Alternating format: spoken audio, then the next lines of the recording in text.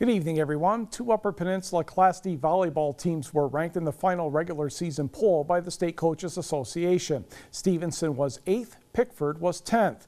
Both the Eagles and undefeated Panthers won their respective district titles tonight, along with Forest Park. All were 3-0. We caught up with a Class D semifinal between Rapid River and Munising at Superior Central. We will pick up the action in the second set. The Rockets lost a close first set. Quick play by the orange and black, and Paige Brogan. Oh, check that. That is a kill by Kendall Miller, and that gives the Rockets, brings them within 1 point.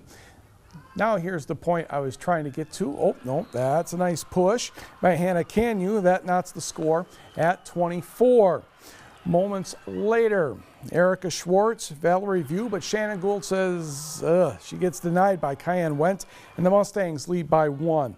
Next, it will be a cross-court set leading to a cross-court kill attempt that is just wide, and Munising won the second set 27-25. Eventually the match 3-0.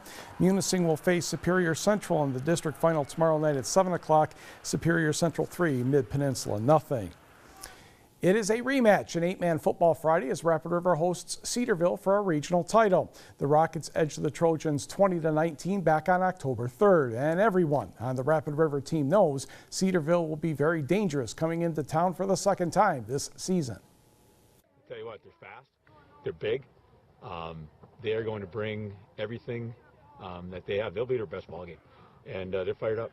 They're a very big team and very physical. We just got to play our best game. They are a very good team, very fast, quick, well-coached team. We're going to have our best ball game Friday night. Ready, go!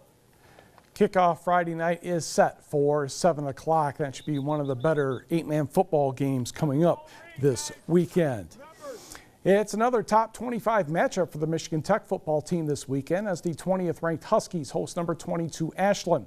Both teams have postseason aspirations. Tech is 7-1 and the Eagles 8-1 overall. The Huskies have the second ranked total defense and rushing defense in the GLIAC and their third in scoring defense at 18.5 points per game. But the Eagles are first at 17.1 points per contest. This has the makings of being an excellent game.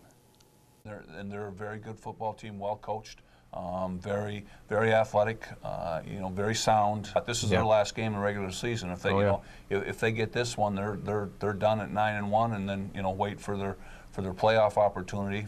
In return, we're playing for pretty much the same thing. We've got one after that, and we'll worry about that next week. But our kids know that if they want to chase the dream and do all those things that can happen later, this is the one that they have to win.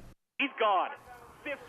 Michigan Tech is 6th in its region rankings, and the top 6 teams reach the Division II playoffs. Ashland is 7th in the region, and it's Hall of Fame weekend in Houghton with festivities during football and hockey games. Kickoff from Sherman Stadium is set for 1 o'clock on Saturday.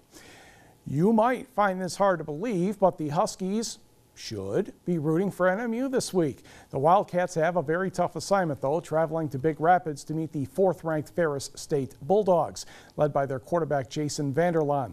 NMU would have to play pretty much a perfect game, and the forecast isn't great, which could be in the Wildcats' favor. NMU head coach Chris Ostrowski knows the task is huge, but helping out his rival would be very nice. Yeah, that's something I thought about all week. That'll give us some motivation and a push this week for sure. But, hey, here's the bottom line. When we go against them, we want nothing more than to win.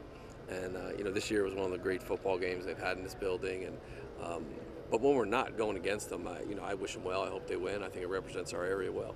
Oh, yeah. It'd be, good for us, good for them. They're our rivals, but getting a victory would be good for both of us, so if that has to be, it has to be. So Brown is back, same formation. Like Krause's sense of humor there. Kickoff from Big Rapids Saturday is set for noon Eastern time. Michigan Tech women's basketball team had an exhibition game tonight against the Finlandia Lions, and things went well for the Huskies, 107-56. Morgan Anderson had 36 points, 9 assists, 5 steals, and 0 turnovers in the victory for Tech.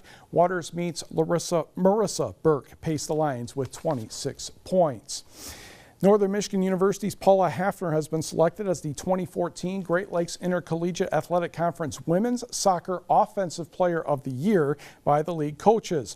Her 14 goals is second most for a single season history in Wildcat history. Her 31 points third highest for a single season in program history. GLIAC tournament semifinalist Michigan Tech has 2 players on the second team, forward Jackie Mielke and defender Emily Morin. Both teams have an honorable mention player, midfielder Annie Dahlquist for the Huskies and midfielder Kim Rietveld for the Wildcats.